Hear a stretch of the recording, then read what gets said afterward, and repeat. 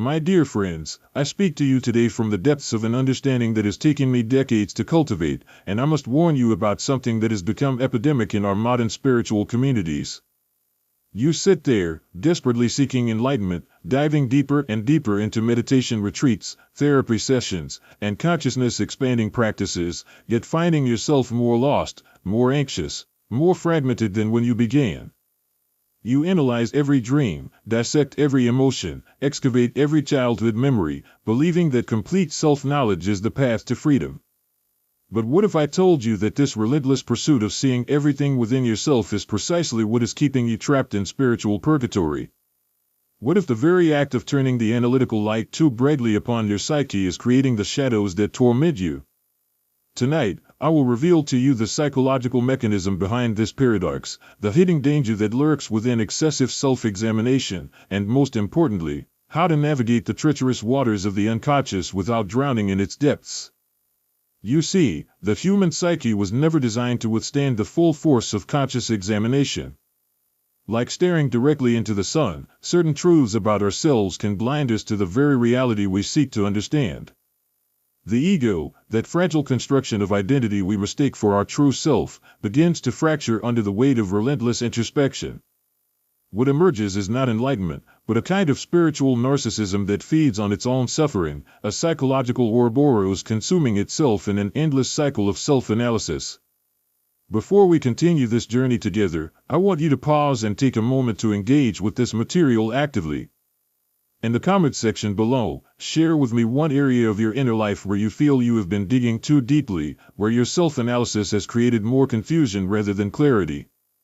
Write simply, I have been overanalyzing my relationship patterns, or my childhood trauma, or my spiritual experiences.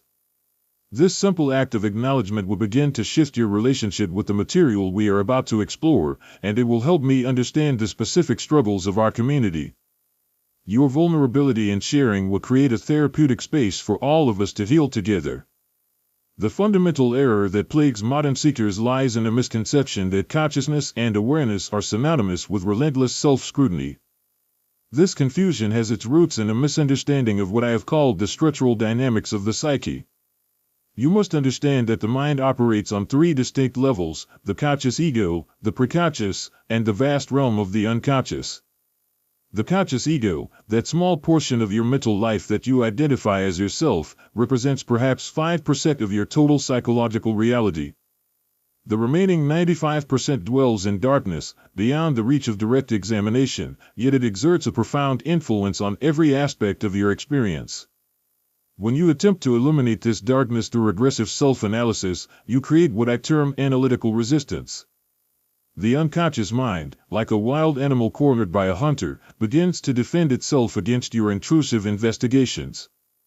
It generates symptoms, anxieties, obsessions, and what appear to be spiritual obstacles to protect itself from the violent light of conscious scrutiny. The more forcefully you dig, the more elaborate these defensive mechanisms become, creating an ever-expanding labyrinth of psychological complexity that leads nowhere but back to itself. This analytical resistance manifests in fascinating ways that most seekers fail to recognize. You may find yourself becoming increasingly sensitive to criticism, interpreting every interaction through the lens of your psychological insights. Your newly acquired self-knowledge becomes a weapon you wield against others and against yourself, creating a kind of psychological superiority complex that isolates you from genuine human connection.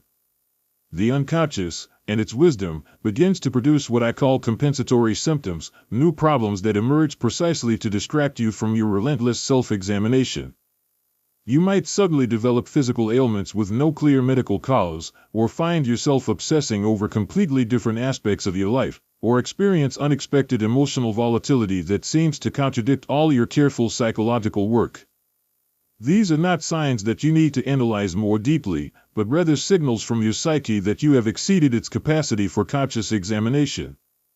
The unconscious is essentially saying, through these symptoms, that it needs space to process and integrate what has already been revealed without the constant pressure of analytical scrutiny. Consider the phenomenon of what modern psychology calls analysis paralysis, though I prefer to call it the narcissistic wound of excessive introspection. You begin by seeking to understand a simple pattern in your life, perhaps why you struggle with intimacy or why you feel spiritually disconnected. Instead of allowing this understanding to emerge naturally through patient observation, you assault the problem with the full force of your analytical mind. You read books, attend workshops, engage in endless therapeutic conversations, dissecting every nuance of your experience until the original simplicity of the pattern becomes buried beneath layers of conceptual understanding. This process creates what I call the illusion of progress through complexity. Because you are accumulating knowledge about yourself, because you can name your patterns and trace their origins, you believe you are healing. But naming is not the same as integrating, and understanding is not the same as transformation. In fact, this accumulation of self-knowledge often becomes a sophisticated form of resistance to actual change. You become so invested in your story, and your carefully constructed narrative of psychological causation, that you begin to derive your identity from your wounds rather than from your wholeness. The unconscious mind, you see, has its own wisdom, its own timing, its own methods of revelation. It operates according to what I have called the pleasure principle in its earliest manifestations, but evolves into something far more sophisticated as it matures. The unconscious knows exactly how much truth you can handle at any given moment, and it parcels out insights and realizations according to your capacity to integrate them without fragmenting. When you attempt to force this process through aggressive self-examination, you override this natural protective mechanism and risk psychological flooding. Psychological flooding occurs when the conscious mind is overwhelmed by content from the unconscious that it is not prepared to process. This is why so many spiritual seekers experience what they call dark nights of the soul, periods of intense psychological disturbance that seem to arise from nowhere. These are not signs of spiritual progress, as many contemporary teachers suggest, but rather symptoms of psychological overload caused by premature excavation of unconscious material. The irony is that the very desire to see deeply into yourself often stems from what I identify as a fundamental narcissistic wound. You believe that if only you could understand yourself completely, if only you could map every corner of your psyche, you would finally be in control of your experience. This is the ego's attempt to expand its domain into territories that naturally belong to the unconscious. It is a kind of psychological imperialism that inevitably results in rebellion from the conquered territories. At this point in our exploration, I want to invite you to pause and reflect on something deeply personal. Have you ever felt truly heard and understood for who you really are, beyond all your analyzed patterns and psychological insights? In the comments below, I want you to share a simple yes or no answer, and if you feel moved to do so, tell me briefly about a moment when someone saw you clearly without you having to explain yourself. Write something like, yes, my grandmother saw me clearly when I was 8 years old, or no, I have always felt like I need to analyze myself to be understood. This practice of being witnessed without explanation is itself a form of therapy, and by sharing your truth here, you are contributing to the healing of our entire community. Your honesty will help others recognize that they are not alone in their struggle to be seen and understood. Moreover, when you express yourself without the need to analyze or justify your experience, you begin to taste the freedom that lies beyond the prison of excessive self-examination. Now, let me reveal to you the specific mechanisms by which excessive self-analysis creates suffering rather than liberation. The first mechanism is what I call the replacement of lived experience with conceptual understanding. When you constantly analyze your emotions, your reactions, your patterns, you begin to live in your head rather than in your body. You develop an elaborate internal commentary about your life that becomes more real to you than your actual lived experience. You know intellectually that you have abandonment issues stemming from your relationship with your father, but you have lost touch with the simple, immediate reality of what it feels like to be yourself in this moment without that interpretive framework. The second mechanism involves the creation of what I term analytical addiction. Just as the neurotic becomes addicted to their symptoms because they provide a sense of identity and control, the overanalyzed individual becomes addicted to the process of self-examination itself. The complexity of your inner landscape becomes a source of fascination and pride. You begin to believe that your psychological sophistication makes you special, more evolved, more conscious than those who live more simply. This analytical narcissism becomes a barrier to genuine connection with others and with the transcended dimensions of experience. The third mechanism is perhaps the most insidious, the transformation of the therapeutic process into a form of psychological masturbation. True therapeutic work involves relationship, the meeting of two psyches in a space of mutual exploration and discovery. But when you become obsessed with self-analysis, you create a closed circuit of self-reference that generates heat without light, movement without progress. You are essentially having a psychological relationship with yourself that excludes the world, other people, and the larger dimensions of existence that give life meaning. Understanding these mechanisms intellectually is not sufficient for liberation from their grip. You must begin to cultivate what I call conscious ignorance, the willingness to not know certain things about yourself, to allow mystery to exist within your own psyche. This requires a fundamental shift from the drive to understand to the capacity to simply be with whatever arises in your experience without immediately analyzing it, categorizing it, or attempting to resolve it. The practice of conscious ignorance begins with learning to tolerate uncertainty about your own motivations, your own patterns, your own spiritual progress. Instead of asking why do I feel this way or what does this mean about me, you learn to simply acknowledge I am having this experience without needing to understand it or change it. This creates space for what I call organic insight, understanding that arises spontaneously from the unconscious when it is ready to reveal itself, rather than being forced through analytical interrogation. Let me give you a concrete example of how this works in practice. Imagine you notice yourself feeling inexplicably sad on a beautiful day when everything in your life seems to be going well. The analytical mind immediately springs into action, searching for causes, trying to connect this sadness to past experiences, current stresses, or spiritual blockages. But conscious ignorance invites a different response. You simply acknowledge, I am experiencing sadness right now, and you allow this feeling to exist without demanding that it justify itself or reveal its origins. You might even say to the sadness, you are welcome here, I do not need to understand why you have come. This approach often leads to a surprising discovery. When the sadness is not immediately analyzed or resisted, it often reveals its own wisdom in its own time. Perhaps it carries information about a transition you are going through, or it represents a natural emotional response to some subtle change in your life that your conscious mind has not yet registered. The sadness might even be a form of cellular memory, your body processing experiences that occurred long before you had words to describe them. When you trust this process instead of trying to control it through analysis, you often find that the emotion naturally transforms and releases, leaving behind a sense of spaciousness and clarity that no amount of analytical effort could have produced. But conscious ignorance does not mean spiritual bypassing or emotional avoidance.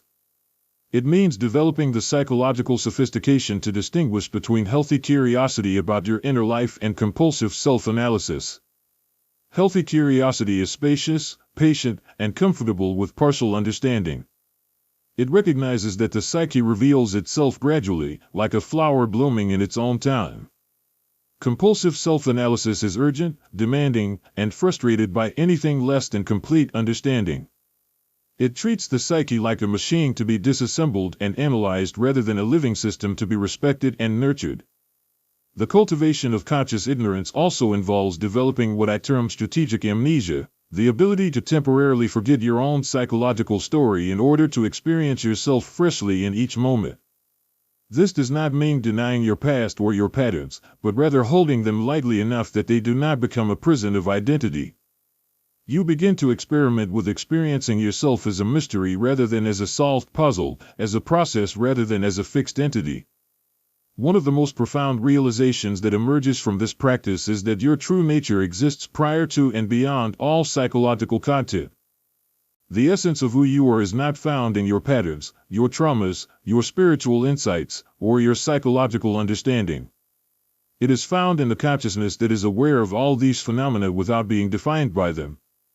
This consciousness is naturally peaceful, naturally whole, naturally free, regardless of what is happening in the content of your experience. The danger of seeing too deep into yourself is that you mistake the contents of consciousness for consciousness itself. You become hypnotized by the fascinating drama of your own psychology and forget the vast, open awareness in which all this drama is playing out. This awareness does not need to be analyzed or understood. It simply needs to be recognized and returned to again and again as your true home. As we approach the culmination of our exploration, you must understand that the solution to excessive self-analysis is not the elimination of self-reflection, but rather the transformation of self-reflection from a compulsive activity into a conscious choice. You learn to engage with your inner life skillfully, approaching it with the same wisdom you would use in tending a garden. You provide the right conditions for growth, you remove obvious obstacles, but you do not constantly dig up the seeds to see if they are sprouting. This requires developing what I call psychological discernment, the ability to recognize when self-reflection is serving your growth and when it is becoming a form of self-torture. You begin to notice the quality of energy that accompanies healthy introspection versus compulsive self-analysis. Healthy introspection feels spacious, curious, and ultimately peaceful. Compulsive self-analysis feels tight, urgent, and generates more questions than answers. The integration of this understanding involves a fundamental reorientation of your spiritual practice from self-improvement to self-acceptance, from becoming someone better to recognizing who you already are beneath all your psychological content. This shift liberates tremendous energy that has been locked up in the futile attempt to perfect yourself through understanding yourself completely. You begin to approach your inner life with the same gentle attention you would give to a dear friend who is sharing their struggles with you. You listen with compassion, you offer support when appropriate, but you do not try to fix them or solve all their problems. You trust in their innate capacity for healing and growth, and you provide a loving presence that supports their natural unfolding. This compassionate self-relationship becomes the foundation for what I call effortless transformation. Instead of forcing change through analytical effort, you create the conditions that allow change to happen naturally. Just as a plant grows toward the light without effort once it is provided with proper soil, water, and sunlight, your psyche naturally moves toward greater wholeness and integration when it is held in an atmosphere of unconditional acceptance. The ultimate realization that emerges from this approach is that you are not a problem to be solved but a mystery to be lived. Your psychological patterns, your spiritual struggles, your emotional reactions, all of these are simply waves on the ocean of your being. The waves are temporary and changing, but the ocean itself is vast, stable, and eternally present. When you identify with the ocean rather than with the waves, you find the peace and freedom you have been seeking through all your analytical efforts. This understanding does not emerge through more analysis but through a kind of intelligent surrender, a willingness to trust in the wisdom of your own psyche even when you cannot understand its workings. It involves cultivating what the mystics have called unknowing, a state of conscious ignorance that is actually more intelligent than compulsive knowing. From this foundation of conscious ignorance and compassionate self-acceptance, authentic spiritual growth begins to occur naturally. Instead of trying to engineer your own enlightenment through psychological understanding, you simply remove the obstacles to your natural state of wholeness and allow it to shine through. This is the difference between forcing spiritual growth and allowing spiritual flowering. The removal of these obstacles requires what I call psychological hygiene rather than psychological surgery. Just as you maintain physical health through daily practices of cleanliness, nutrition, and exercise rather than through constant medical intervention, you maintain psychological health through simple, consistent practices that support your natural capacity for integration and growth. This might involve spending time in nature without analyzing what it means for your spiritual development, engaging in creative activities for pure enjoyment rather than self-expression, or simply sitting quietly without any agenda for insight or transformation. These seemingly mundane activities actually provide the optimal conditions for unconscious processing and integration. When you are not actively trying to understand yourself, your psyche can finally relax and begin its natural work of organizing, synthesizing, and healing. The great paradox of psychological development is that it occurs most readily when you are not trying to develop psychologically, just as sleep comes most easily when you are not trying to fall asleep. This understanding revolutionizes your approach to what you might call spiritual practice. Instead of accumulating techniques for self-improvement, you begin to recognize that your most profound spiritual practice might be learning to live simply and presently without the constant need to monitor your spiritual progress. You begin to trust that consciousness itself is intelligent, that your psyche knows how to heal and grow without your constant supervision and intervention. My dear companions in this journey toward authentic self-understanding, I recognize how challenging this path can be, especially when everything in our culture encourages us to analyze, optimize, and understand ourselves completely. You have been conditioned to believe that more self-knowledge automatically leads to more freedom, but as we have explored together, this is not always the case. Sometimes the deepest wisdom lies in knowing when not to look, when not to analyze, when to simply rest in the mystery of your own being. I want you to know that struggling with excessive self-analysis does not make you flawed or spiritually immature. It makes you human, and it makes you someone who cares deeply about growth and understanding. The very fact that you are here, listening to these ideas, demonstrates your commitment to authentic spiritual development. If you have found value in this exploration, if these insights resonate with something true in your own experience, I invite you to subscribe to this channel and give this video a like. But more importantly, I invite you to begin experimenting with the practices I have shared, to begin cultivating conscious ignorance and compassionate self-acceptance in your own life. This is not about adding more techniques to your spiritual repertoire, but about subtracting the compulsive need to understand everything about yourself. Remember, you are not a machine to be analyzed, but a living being to be loved. Trust in your own organic wisdom, and allow yourself to bloom in your own perfect timing.